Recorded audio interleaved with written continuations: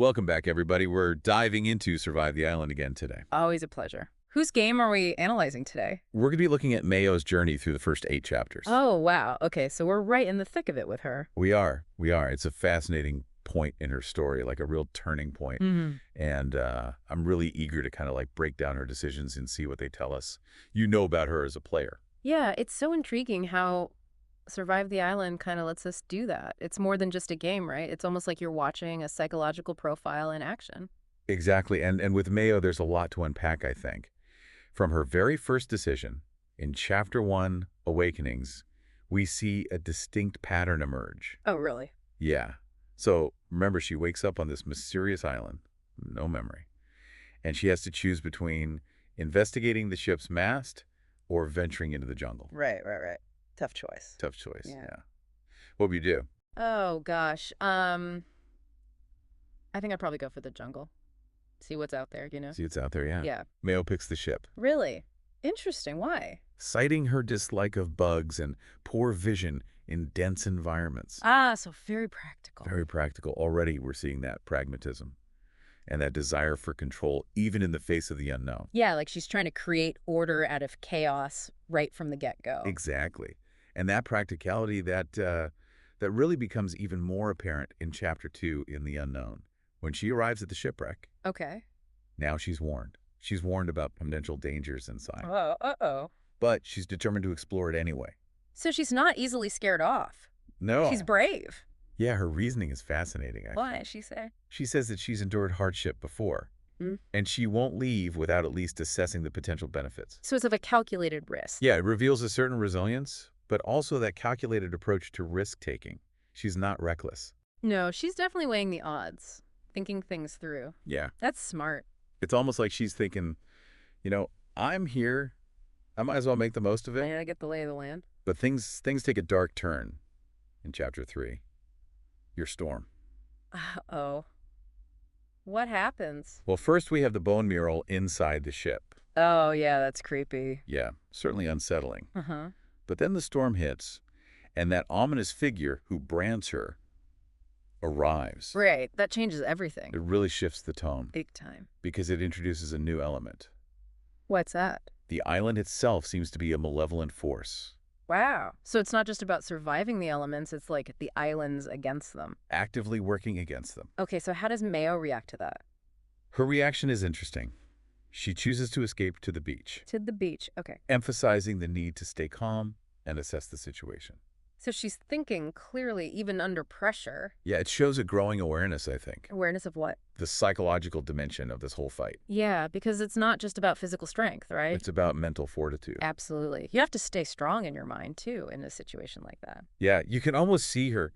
You can almost see her trying to establish a sense of control Control over her fear. over her fear, yeah. Yeah. Which is crucial in this type of environment. An environment designed to manipulate you. Absolutely.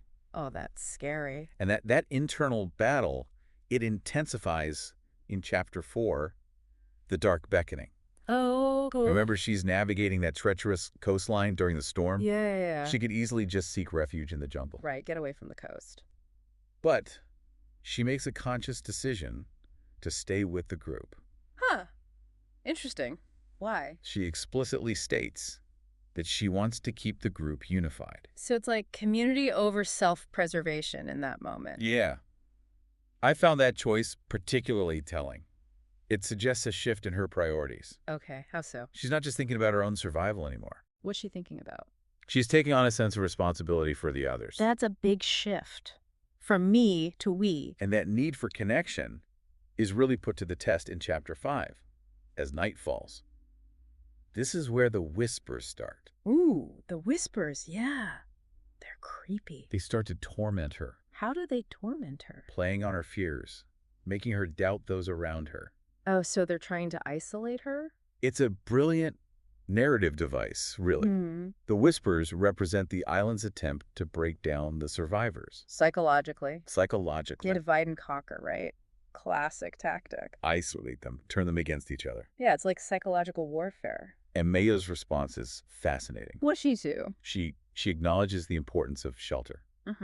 and communication to maintain clarity. So she knows what she needs to do to stay grounded. But the whispers make it almost impossible to think straight. Oh, I bet. It's like they're messing with her head. But despite this, she still chooses to build a shelter with Boone, Jordan, and Andrea, She's trying to create a safe space.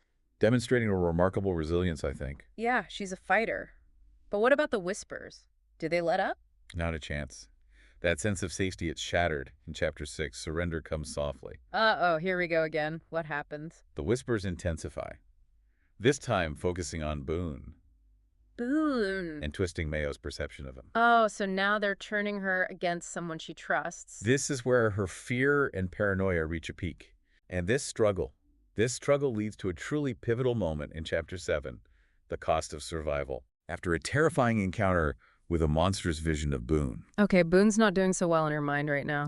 No, she comes face to face with the wild woman in the jungle. The wild woman. Who's that? It's one of the most intriguing encounters, I think, in the game. Yeah. This wild woman is described as both familiar and unsettling, like a forgotten part of herself. Wow, that's intense. So what does Mayo do? She embraces her. She embraces the wild woman. That's a bold move. It's a powerful act of defiance. She's rejecting the island's attempt to break her down. Define her. Define her, yeah. She's reclaiming her own narrative, her own identity. Wow. Talk about a turning point. That's huge. Yeah, and it's crucial for survival.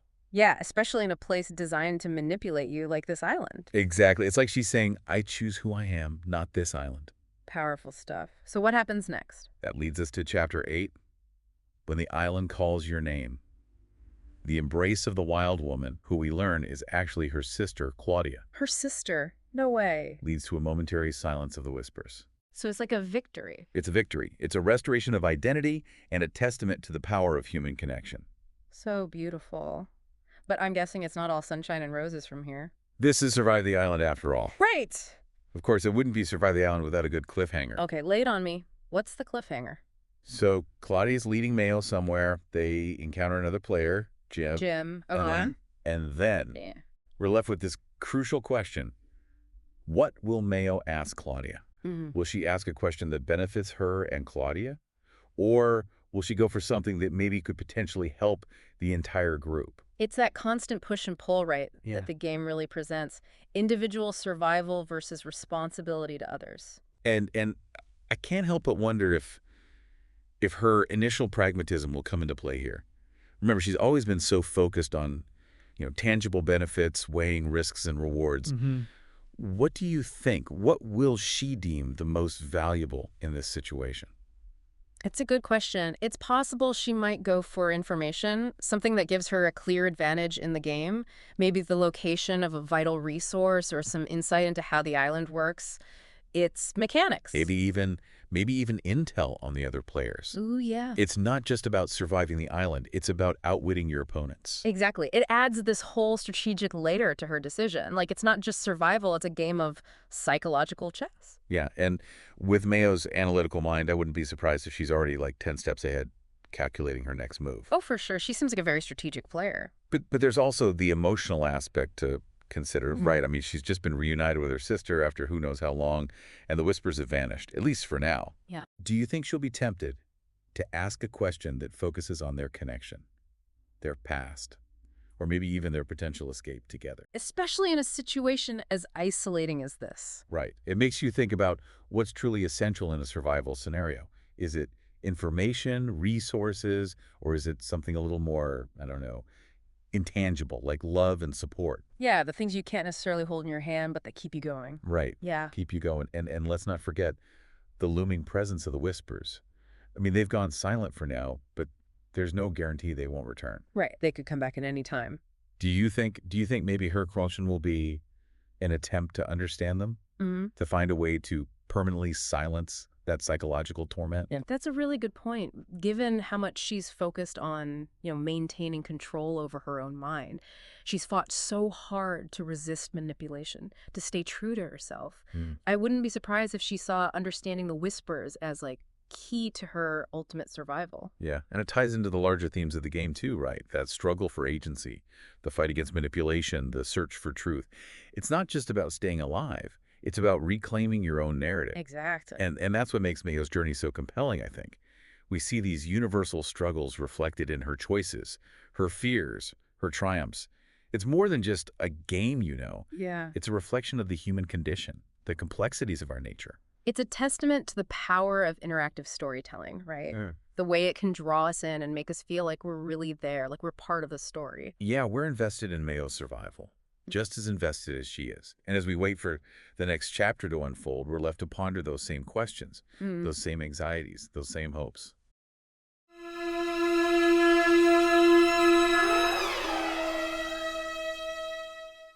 Welcome to our deep dive into Jordanna's experience playing Survive the Island. So buckle up. We're about to explore some fascinating choices made by Jordanna I'm ready. in the first 8 chapters All right. of this immersive game. What's so captivating about Survive the Island is that it's more than just entertainment, you know? Right. It really delves into human psychology, Mhm. morality, and the choices we make when we're under pressure. So let's rewind to the very beginning. Jordanna wakes up on a mysterious island, Classic. just like all the other players, Yeah. with no memory of how she got there. That's how they get you. Right. They got to hook you somehow. It's a classic setup. Yeah. But Jordanna chooses to explore a wrecked ship for supplies, even though it's clear Yeah. there are risks involved. I mean, you got to do what you got to do Right. to survive. You would think, right? Yeah. Explore the shipwreck. Yeah. But this early decision, I think, reveals a lot about her character. Oh, absolutely. Like, what do you think it says about her? Well, she's clearly a pragmatist. Oh, Someone who assesses risk and reward. Yeah. But it also suggests a level of optimism, Okay. a belief that she can find something useful in the wreckage. But that optimism is definitely tested when a violent storm hits Oh, no. and the ship starts to sink. Oh, Not only that, what else? there are signs of supernatural events happening around the ship. Oh, no. And she chooses to stay on board despite all of that. Interesting. I found myself wondering when I was reading this if she was experiencing a sort of like paralysis, a delayed reaction Yeah. to the chaos unfolding around her. Yeah. She even says, "This can't be happening," Oh, wow. as if she's struggling to accept the reality of the situation. Yeah, denial. Denial, Yeah. which is, I mean, you know, it's a very human response to trauma and danger. For sure. And then we see her compassion kick in. Okay. She revives another player, Sarah M., Mm-hmm. who is unconscious on the sinking ship. She's a good person. Right. It's a significant moment because it demonstrates her willingness to help others, Selfless. even at her own peril, right? Yeah. She's risking her own safety to help this other player, Yeah, which I think suggests a strong moral compass for sure. and a belief in the value of human life. Yeah. Oh. But almost immediately, she decides to escape the ship alone, What? leaving Sarah behind. Oh, no. This is where things get really interesting, and we start to see the psychological impact Yeah. of the game. Right? Mhm. Is this a cold, calculated decision Right. to ensure her own survival? Right. Or is it a sign of the stress and panic overwhelming her judgment? Mhm. Could it be a symptom of shock? Yeah. Even developing PTSD from the trauma of the storm and the sinking ship? Totally. I mean, think about it. It's fight or flight. It's, yeah, and it makes you wonder, Yeah. what would you do in that situation? Yeah. And I have to admit, I felt a bit conflicted about Jordanna after this. Yeah. But then as she swims to shore, she sees another player, Andrew, Okay. clinging to debris, Mm-hmm. and she keeps swimming, Oh. choosing not to help him. So she's made this decision twice now.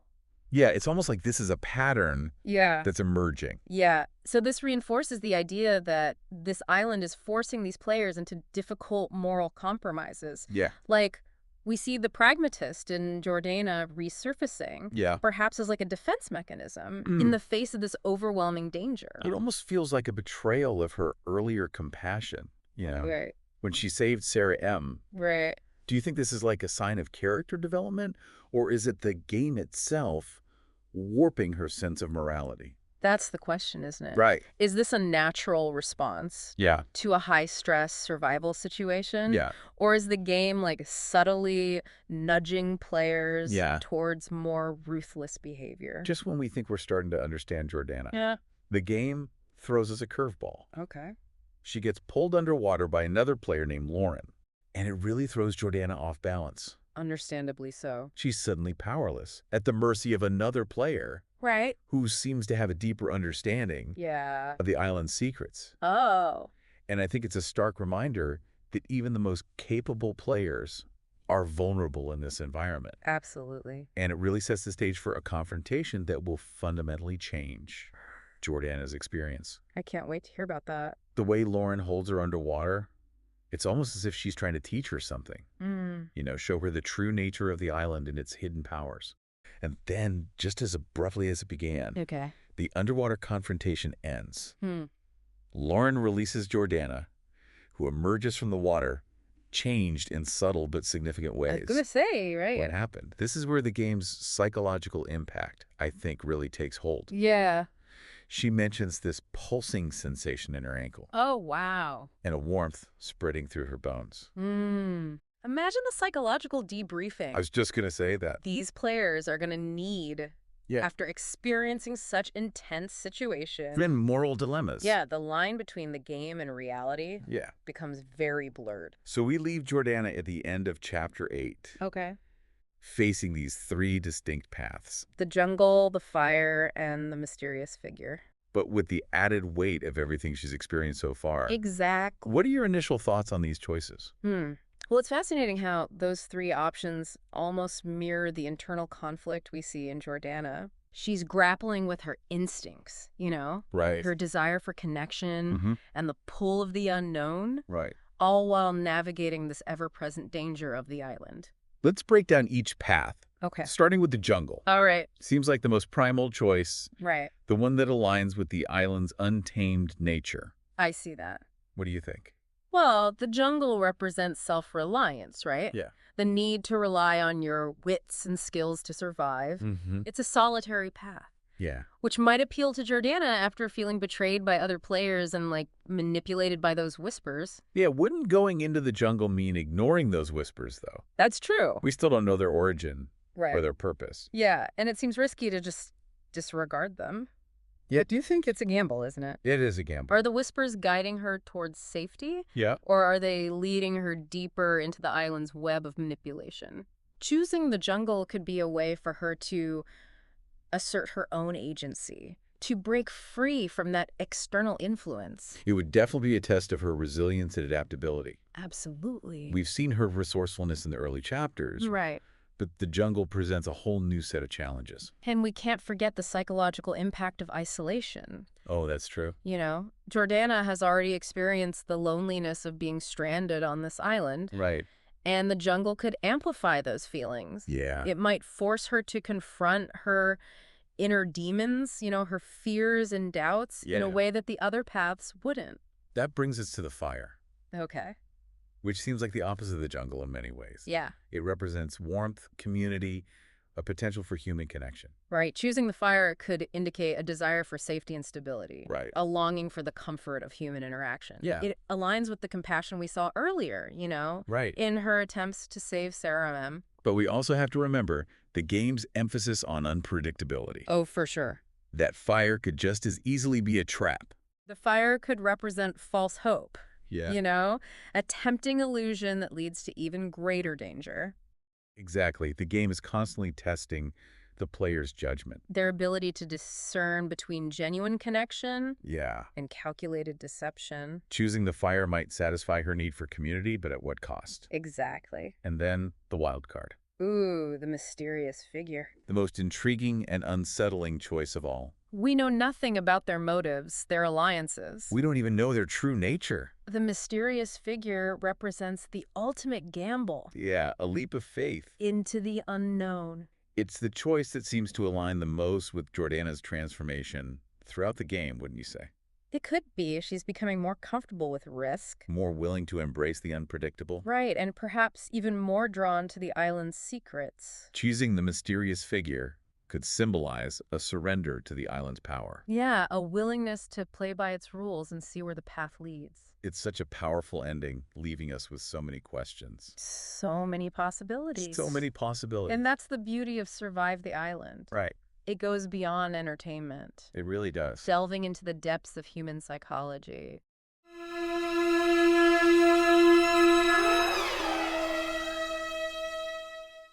Welcome back, everybody, to another deep dive into Survive the Island.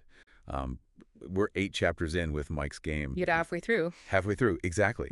And so, we've been watching Mike's choices every every step of the way. And Some really interesting decisions so far. he's a very interesting player, and I'm super curious to see how things play out.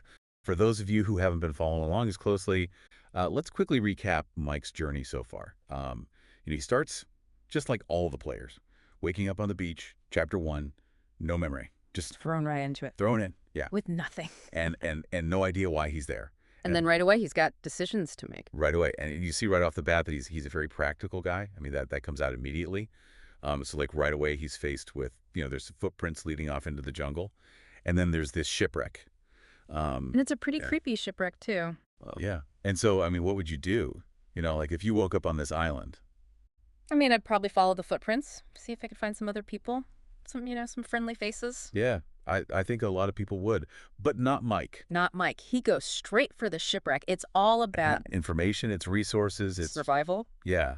He's thinking long term, and that really, I think, sets the tone for his whole approach to the game. What do you think? I think you're spot on. And then in chapter 2, we see that same practicality in action again. He's at the shipwreck with other survivors now. Mm-hmm. And they're all kind of freaked out by the weird energy of the ship. Even some whispers starting even back then. Right.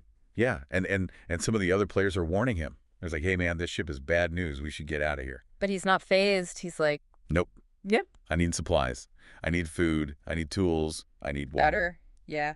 He's got his priorities straight. And it's like he's able to just shut out all the fear, the uncertainty, and just focus on what needs to be done. A very almost methodical approach to survival, wouldn't you say? Absolutely. Yeah. And it works for him for a while at least. But things start to get a little bit more complicated in chapter 3. Oh, yeah. Chapter 3, that's when things really start to take a turn. Inside the ship, he comes across that creepy bone mural. Right. Made out of who knows what kind of bones. Right. And then there's this storm that comes out of nowhere. It's like the island is Sending a message. Yeah. And then to top it all off, he's marked by that ominous figure. Have we even talked about that figure yet? we haven't. And I don't want to spoil too much. Let's just say it's bad news. not someone you want to run into. Yeah. Especially not in a dark, creepy shipwreck. No, definitely not. And you can see that this really shakes Mike. Up until this point, he's been so in control. So sure of himself. Yeah.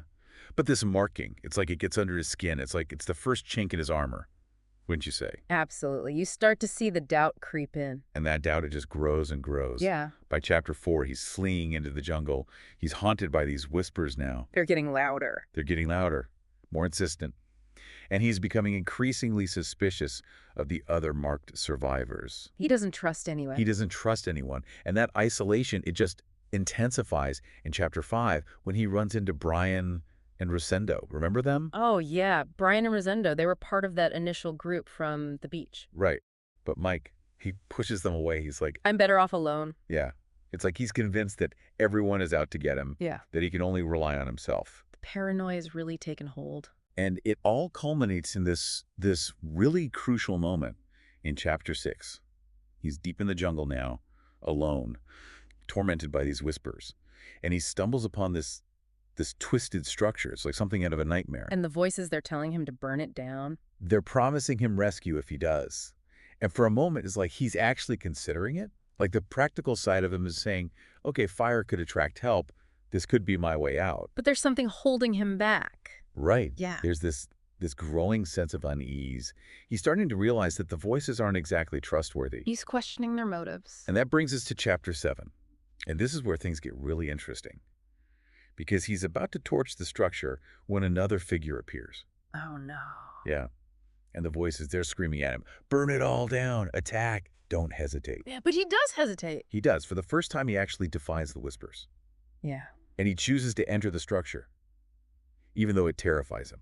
He's choosing to face his fears rather than just, give in to the paranoia and the manipulation. It's like he's trying to reclaim some control over his own destiny. Yeah. But that defiance, it comes at a cost. Chapter 8, the whispers, they're overwhelming. He's seeing things, distorted, horrifying. The structure itself, it's like it's alive. And then he gets this vision of a giant tree, a glowing waterfall, and a solitary lighthouse. It's like the island is offering him a choice. A choice, yeah. 3 potential paths forward. But which one will he take? And what do they even mean? What do you think? Like, what are your initial thoughts when you hear those? Well, I mean, first off, just how symbolic they are. Right. It's not just like pick a direction. It's like each one represents a different. It's almost like a personality test. Yeah, and each one kind of speaks to like a different approach to survival, like a different way of being on the island. Okay, so let's break it down. The tree, I mean, that's got to be like stability, rootedness, Yeah. connection to nature. Right. Yeah. Absolutely. And, you know, we've seen how the island has really pushed Mike towards like paranoia and isolation. So the tree could be a way for him to like reconnect with something bigger than himself. Like a grounding force. Exactly. And maybe shed some of that, you know, the overthinking, the analytical stuff. Just be present. Okay, that makes sense. But what about the waterfall? Water, I mean, that's got to be cleansing, renewal, a fresh start. A baptism. Yeah. You know, like washing away all the bad stuff, the trauma, the fear. Yeah. So is that like a path towards healing? Possibly, yeah, like physically and emotionally. It's interesting, though, because we've seen that Mike is like, he's a planner. Mm-hmm. He likes to be in control Mm. and just surrendering to the waterfall. Like that's... It's a big leap of faith. Okay, so that leaves us with the lighthouse. And that one's really interesting to me. Because on one hand, lighthouses are like guidance. Right. Hope. Yeah, like a beacon in the darkness. Exactly. But on the other hand, it's also like isolation, solitude. You're alone up there in that tower. Yeah. And we know that Mike is already struggling with isolation.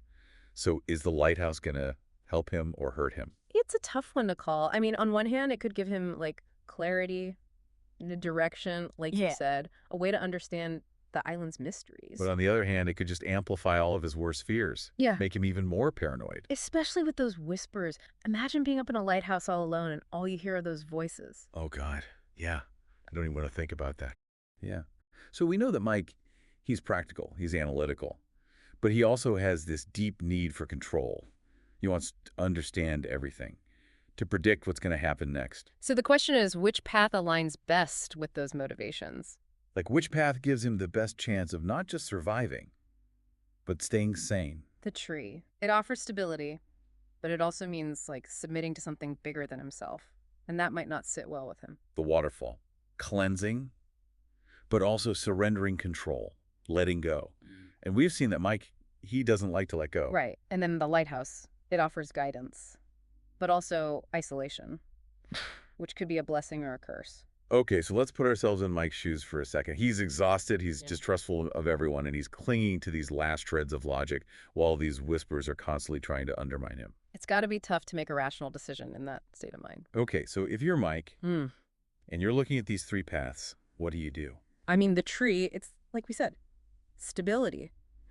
But it's also kind of like a trap. Right, it's like going back to something he's already tried, And it didn't work. the waterfall, it's tempting, but it's also scary because it means giving up control. And Mike, he doesn't like to give up control.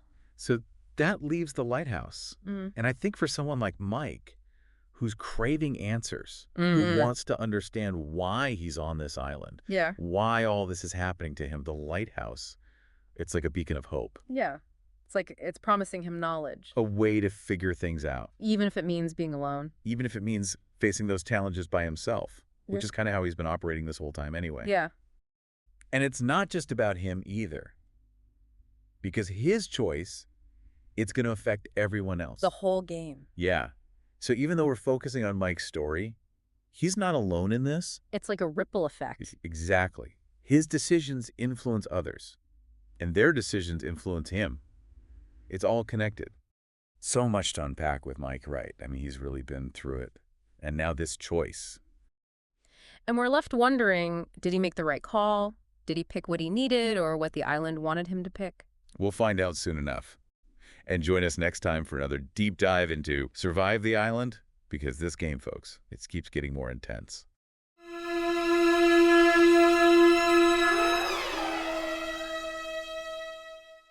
All right, let's dive in.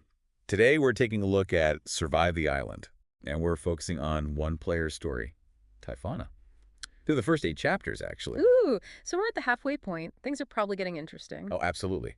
So what are we hoping to learn from all of this? What's so special about Tyfanna's story? Well, it's a fantastic example of how those seemingly small choices in the game, the ones you make early on, Right. they can have huge consequences down the line. We're going to see how Tyfanna's just like natural curiosity Yeah. turns into this like struggle for survival against some pretty dark forces on this island. Sounds intense. Is it like a horror game then? It definitely has its creepy moments. There's this underlying sense of dread that just permeates the whole thing. I can see that, tapping into that fear of the unknown, isolation, all of that. Totally. Okay, so Chapter 1, Awakenings. Tyfanna wakes up on this beach. No memory of how she got there. Classic start. So what does she do? She makes a beeline for this ominous shipwreck in the distance. Oh, interesting. So she's not one to follow the crowd. What's that tell us about her? Well, the expert analysis we have suggests this deep distrust. Like she's rejecting the idea of following anyone else's path. I can see that. She wants to figure things out for herself. Exactly. Even if it means facing danger alone. So, Chapter 2, she reaches the shipwreck. It's creepy, right? I mean, bone-littered interior. Oh, yikes. She goes in. Wow. Okay, so she's definitely got a curious streak, but also a pretty strong will. She's not easily deterred. Right. And that decision, that's a huge turning point. Because in Chapter 3, she steps into this circle made of bone dust. Wait, what? A bone dust circle? Yeah, it's weird. And as soon as she does, she's branded, supernaturally, Hmm. with this mark. Oh, no. That's got to be unsettling. Does it, hurt her? Or is it more of a psychological thing? Both, it seems. So the island's not just a setting, it's an active force messing with the players. Yeah, and it's getting a grip on Tyfanna. Then, to make matters worse, this huge storm kicks up. Talk about bad timing. She barely escapes the shipwreck. But then in Chapter 4, things get even weirder. Weirder how? She starts hearing these whispers, Yeah. and they're pulling her back towards the shipwreck, against her will. So it's like the island is calling her back. Exactly. And her response, she just says, can't help it. Chilling. Like she's resigned to it. Total surrender. And that shift from defiance to obedience, that's Yeah. one of the most interesting aspects of her story. It really makes you think about how much control these players have. Are they making choices, or is the island manipulating them? Right. And this question of free will, it just becomes more and more relevant as we go on. Okay, I'm hooked. Tell me more. So in Chapter 5, she runs into another player, Graham. And she actually tries to warn him about the whispers. So she's not completely lost to the island's influence. There's still a part of her that wants to help others. Yeah. But even as she's warning him, she's still under this pull herself, trying to fight it, but failing. Oh man, that internal struggle must be intense. It is, and it all culminates in Chapter 7 when this, shadowy figure emerges from the ocean. Hold on. What? Yeah, this terrifying figure demands a sacrifice. And what happened? Tyfanna chooses to sacrifice herself. Whoa, hold on. What does that even mean in the context of the game? It's not entirely clear, but it's a desperate act, Yeah. driven by this, primal need to survive. Okay, so she's making these tough choices, but to what end? What's she hoping to achieve? That's what we're trying to figure out. Because in Chapter 8, she wakes up transformed. Transformed. How so? Remember the compass? Yeah, she's had that from the start, right? Yeah, but now it's embedded in her palm. No way. And that's not all. She has this vision of a man, willingly merging with the island's power. Wait, so it's not all bad, this merging thing? It's not portrayed as negative, but it's definitely otherworldly. Yeah. Creepy, even. And now she's got this choice to make. Follow the compass to the lighthouse or resist. And that's a tough one, right? It feels like either way it's a loss. It really does. If she follows it, is she just giving in? Succumbing to the island's power. But then again, maybe that's the only way forward. Right. What if that's how she figures out what's really going on? Maybe it's the key to, understanding the whole thing. Or maybe she ends up totally controlled by the island. No free will, just following this compass wherever it leads. I guess that's the risk, isn't it? I mean, there's no guarantee that following the compass leads to anything good. It could be a trap, or it could be the path to something even more powerful. Remember that vision she had? The one with the man in the crystal cave? Yeah, that was pretty trippy. He seemed to be merging with the island's power, right? And it wasn't presented as a bad thing, necessarily? But definitely weird. And now she's got this compass, which seems to be like a physical manifestation of that power. So is it a path to understanding? Or a path to losing herself completely? Those are some big questions. What do you think, based on what we know about Tyfanna so far? Honestly, I'm not sure. She's so independent, so driven to figure things out on her own. Yeah, but she's also shown a willingness to take risks, even when they seem dangerous. True. Like, going into that shipwreck in the first place, I think she's drawn to the unknown, even when it scares her. Okay, but let's say she decides to resist the compass. What then? Is it even possible at this point? The thing's embedded in her hand. Yeah, it's not like she can just toss it away. Plus, we've seen how strong the island's pull is. The whispers, the compulsions, it's like it's constantly working on her. And she's lost her allies. Graham and Paul, they both ran. So she's facing this alone, with this thing literally stuck to her. That's gotta be terrifying. It's like she's fighting a battle on two fronts, trying to resist the island's influence and also figure out how to break free from the compass. Maybe there's a way to use the compass to her advantage. Ooh, interesting. You mean like turn the island's power against itself? Yeah, like maybe she can learn to control it, become the master of the compass, instead of the other way around. That would be pretty epic. But how would she even do that? I don't know, but she's resourceful. We've seen her think outside the box before. And that's what makes Tyfanna's story so compelling. We're right there with her, on the edge of the unknown. So where do we go from here? We've seen Tyfanna's choices, her struggles. What's it all leading to? That's the big question, isn't it? We've talked about the risks, like what if following the compass just leads to more control by the island? Loss of autonomy. Yeah, that's a real concern. But then there's that vision Tyfanna had. The man in the crystal cave. Mhm. He didn't seem to be suffering. It was more like, Transcendence. yeah, like he was becoming something more. And remember, it wasn't just power. He seemed to be gaining knowledge, understanding. Which is exactly what Tyfanna's been searching for all along.